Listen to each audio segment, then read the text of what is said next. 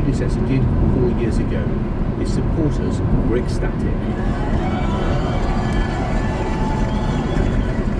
He seems really passionate about making America great again and creating jobs. And I think out of that, two of them, I could picture him making this place a better one.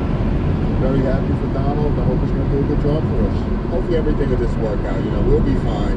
He's going to be my new president. So, hey, congratulations, Mr. Trump. Donald Trump had promised Brexit Plus. Not only did he deliver that, there was an uncanny symmetry about the way the night unfolded. Radio Leicester.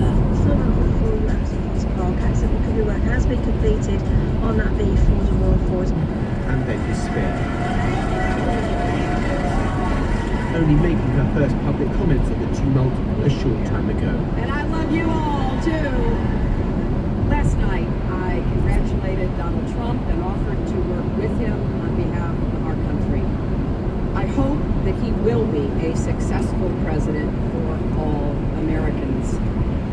This is not the outcome we wanted or we worked so hard for, and I'm sorry that we did not win this election for the values we share and the vision we hold for our country. A new and astonishing page in American history has been turned. We know what Donald Trump's policy ambitions are, but bringing the country together after so much division and hatred will be his greatest challenge. Exit polls suggest more than half of women favoured Hillary Clinton, and she had strong support from black, Hispanic and Asian voters. Donald Trump, though dogged by claims of sexism and racism, secured backing from more than 40% of women and nearly a third of Hispanic voters. Much of his core support seems to have come from older white men, many of them blue-collar workers who felt abandoned. Our correspondent, Liam McCool, spent the night with supporters of Donald Trump in New York and considers how he secured the presidency. With every stake that fell Trump's way, the faithful at election headquarters who started the evening anxiously got all the more confident, and as the evening wore on, ecstatic. The United States of America is saved. We are saved. We are going to make it now. USA and Brexit, baby. I'm feeling speechless. Very happy and I'm very excited for the future of our country and the nation. We're witnessing history in the making. Finally, a break of the status quo. We're going to have a much more peaceful America. It's going to be wonderful. They all believed and had been telling us for weeks at Trump rallies that the polls were wrong. Then that in spite of all the projections, the huge turnout was going to favor their man. As we crossed the country in the lead up to this election, there were many, from the white working classes in particular, who said they were going to vote this time they hadn't bothered before. So energized were they by Donald Trump. Huge swing from Democrat to Republican to this election among those without a high school diploma. But economics and education was far from the whole story. In spite of the fact that Donald Trump launched his campaign with a tirade against Mexican immigrants, calling them rapists and murderers, his share of the Latino vote actually increased in comparison to Mitt Romney 4 years ago to nearly 30%. And perhaps unexpectedly, given the numerous women who came forward during the campaign with allegations of sexual assault against Donald Trump, it appears the vast majority of white evangelical Christians, more than 40% of women, helped a man no one gave a chance 18 months ago to cross the threshold of the White House. Some Donald Trump supporters celebrating in New York repeated calls for Mrs. Clinton to be locked up on the day that he's sworn in as president. These Democrat voters expressed their disbelief that Americans had decided that Mr. Trump was the best candidate. What happens when my son wakes up? What am I going to tell him? And what would I tell him if I were Muslim? Like some of my friends, what would I tell him if I were black, if I were Latino? There's families here where kids are American citizens and their parents are not here legally, and their grandparents are American citizens.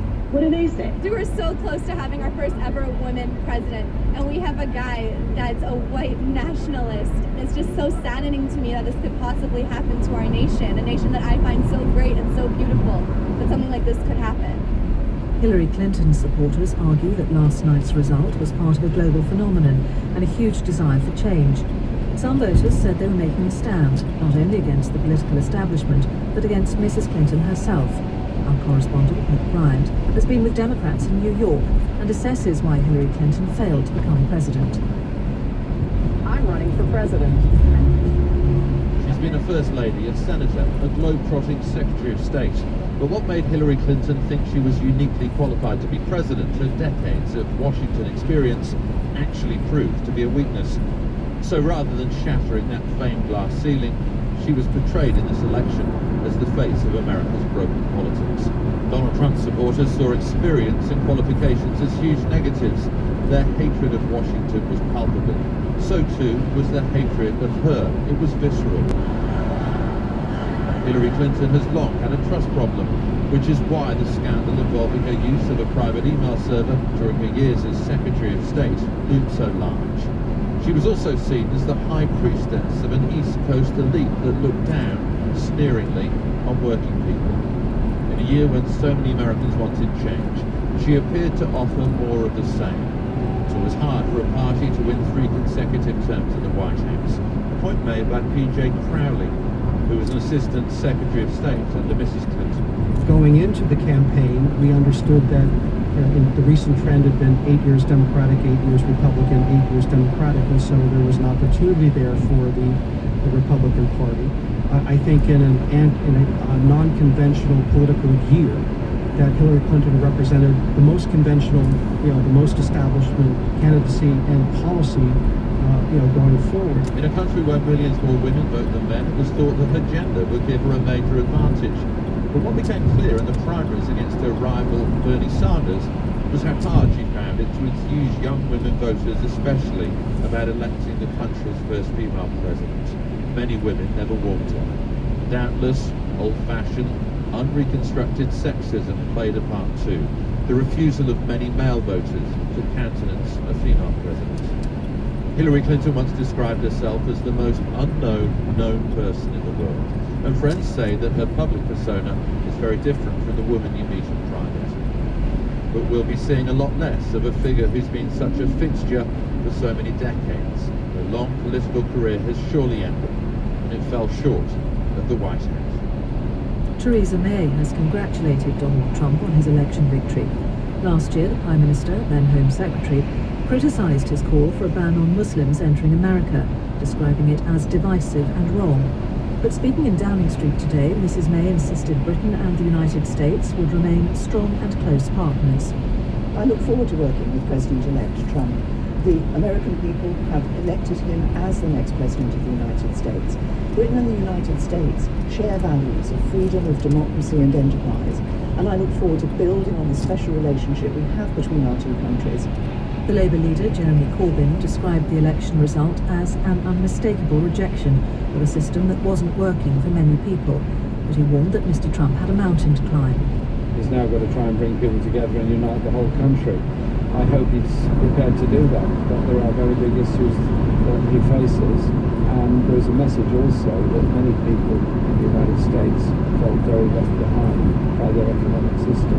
That's a message indeed for the whole world. His solutions are not a solution to them, but the message is a strong one. Scotland's First Minister, Nicola Sturgeon, said that while Mr Trump's victory was not the outcome she'd hoped for, the result should be respected. UKIP's interim leader, Nigel Farage, said 2016 had been the year of 2 great political revolutions, and he believed Mr Trump's presidency would be good for Britain. Whilst Trump is negative about free trade with countries like China, he's actually very positive about the United Kingdom. Famously, Obama said he'd be at the back of the queue for a trade deal if we voted for Brexit. Trump has said we'd be at the front of the queue. So I think our relationship with America through Trump will be a lot better than it ever could have been with Britain. Chancellor Merkel of Germany led European leaders in promising close cooperation with Mr Trump, but her foreign minister warned that US foreign policy would become more unpredictable under the new administration. President Hollande of France said the result heralded a period of uncertainty, but Mr Trump's victory was seized on by a number of right-wing politicians across Europe, who said it would embolden anti-immigration parties. Our Europe editor, Katja Adler, reports.